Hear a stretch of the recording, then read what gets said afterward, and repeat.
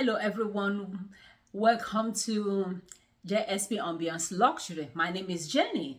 Today, we're having our new segment called The Strength of a Woman. Thank you for joining me. So, we're talking about why are women not allowed to have multiple husbands, while women not allowed to have multiple partners. If men are allowed to do the same thing, if men are allowed to have multiple partners, multiple wives, and multiple concubines, why are women not allowed to do the same thing?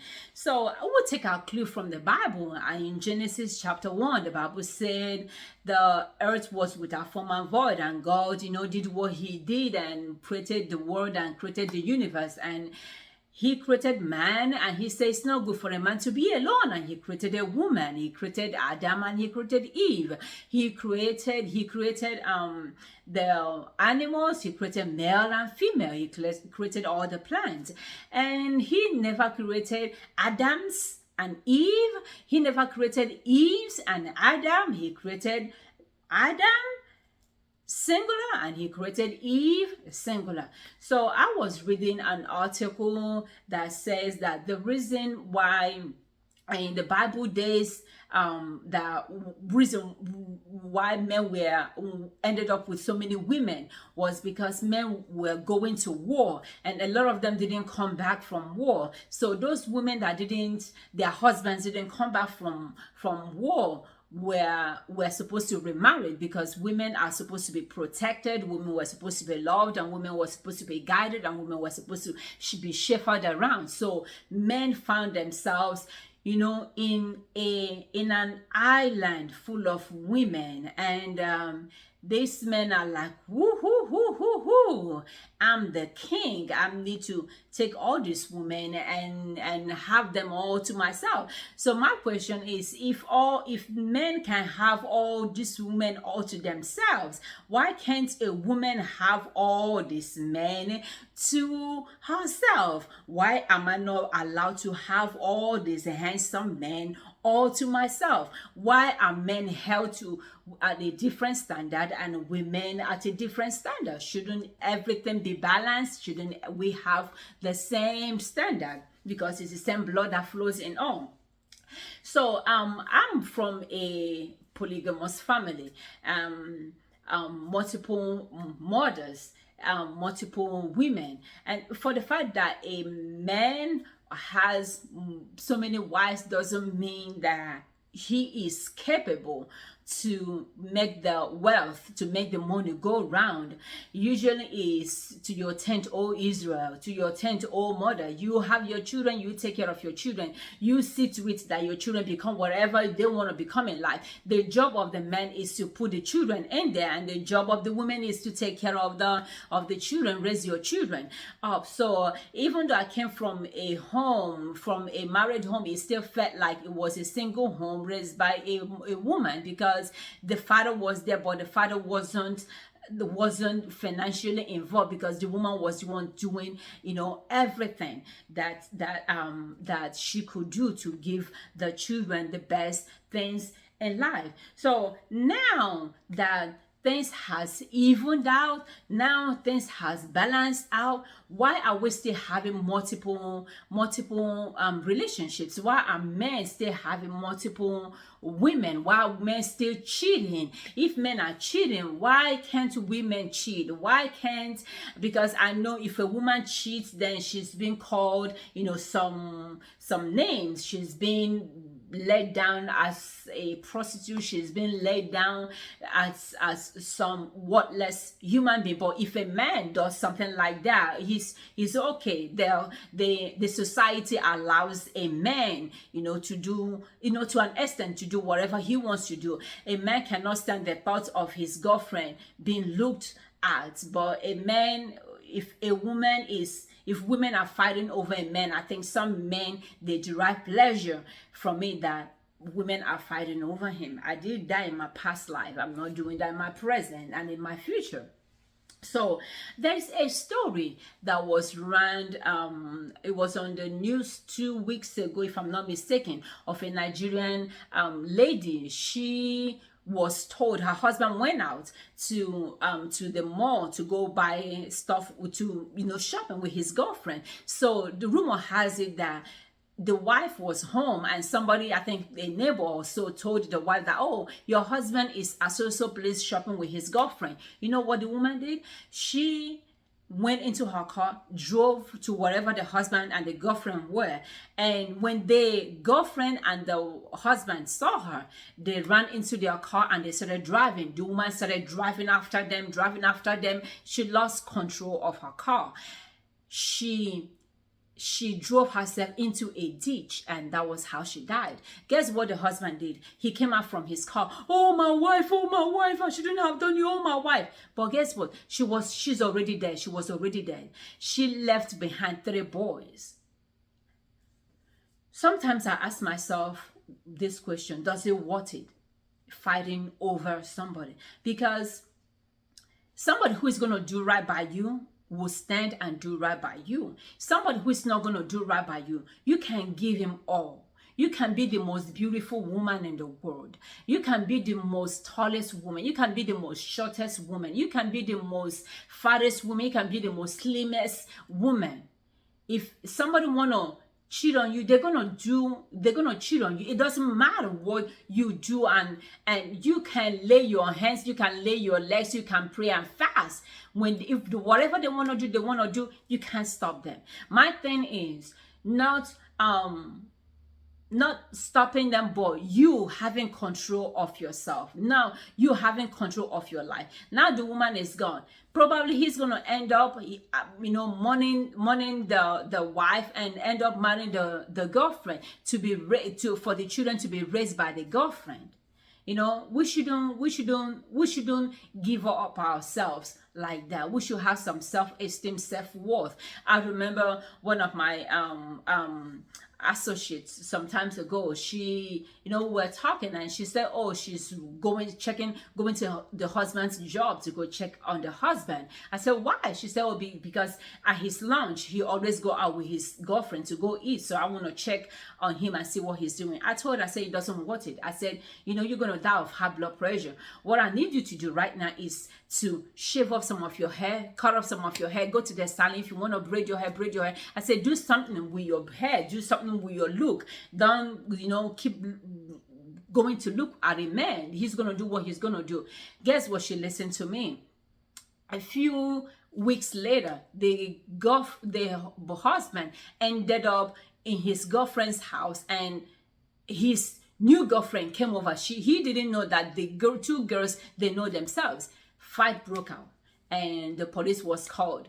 The husband ran home with his shoes in his hands. The police came and arrested him. And long story short, when the husband finally, the case was over, he knelt down before the wife. He said, please, I'm sorry. I didn't know it was going to end like this. I'm so sorry. Please take me back, and all of that. The wife called me and she was telling me what happened. I said, you see, that's why I told you that leave him. God is going to get him. The Bible says he makes all things beautiful in his time.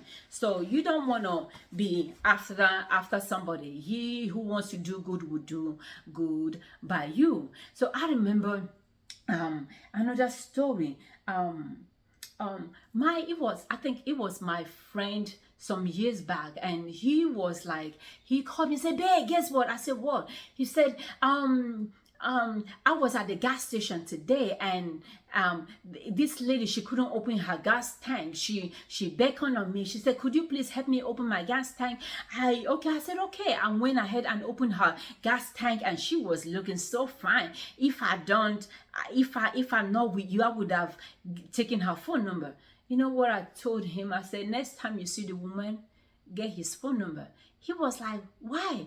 I said, because I gave somebody my phone number this morning. He was like, what did you say again? I said, yep, I gave somebody my phone number this morning. When you see him again, or any woman, give them your phone number. So I wanted to let him know that the game you are about to play, Jane is a master at that game. The game you playing, I'm playing it too. So, because what I'm not going to do is, oh, who you talking to? Oh, who did you give your phone number to? Oh, when you come back, I'm going to deal with you. I'm going to cuss you out. Oh, no. That happened in my past. It's not going to happen in my present. It's not going to happen in my future. That was my past. That was my past. So I feel one of the reasons why that women we have extramarital affairs, or women we tend to look for love out there, is because there is no there's lack of empathy, there's lack of sympathy, there's lack of connection, there's lack of emotions, there is lack of devotion, there is lack of respect, you are not reliable. There are things that are lacking that makes a woman wishes she's out there doing how she can get it. If we get everything from home, we're not going to be looking for something out there. But for men, they are not emotionally connected. They are not looking for emotions out there. For women, that's what we're looking for. But for men, they are looking for for men is physical. If physical, how tall or how slim or how fat the woman is, or how her backside is. For men it's physical, but for women, for us, it's not physical. It's emotional, where we need emotional connection. That's what we need. My question I always ask is, what you're doing to me, if I do it to you, would you like it?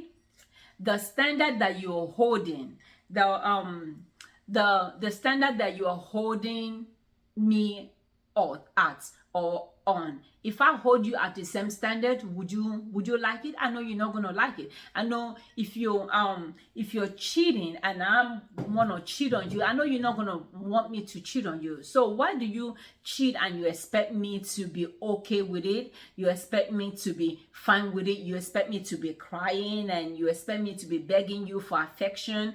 It shouldn't be like that. It shouldn't be like that. From the Garden of Eden, the Bible says he made a man and a woman. He made female and he made a male. So it shouldn't be males and female, or females and male. It should be man and a woman. That's how God made us. Give us our basic needs while we also give you our basic needs. We are not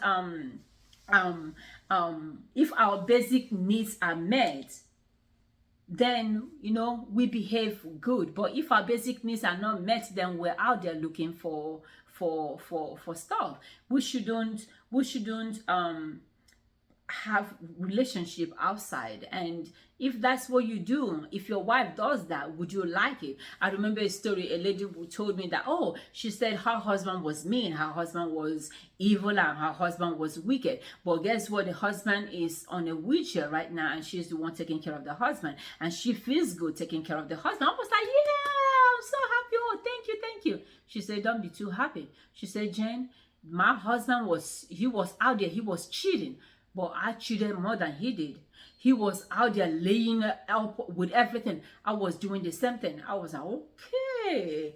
And this lady, she's about 70 years old. I was like, okay, I didn't see that coming. She said, yep, if I didn't do that, then I won't be taking care of him now.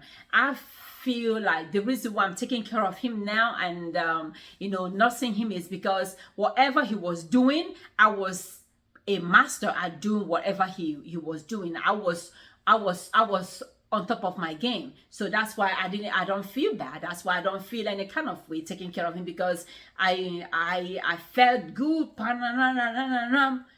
He or she felt good. So let's not hold men at one standard and hold women at another standard. We should hold women and men at the same standard. There is an article I read today that says all religions agree that it's not permissible for a woman to have intercourse with anyone except her husband.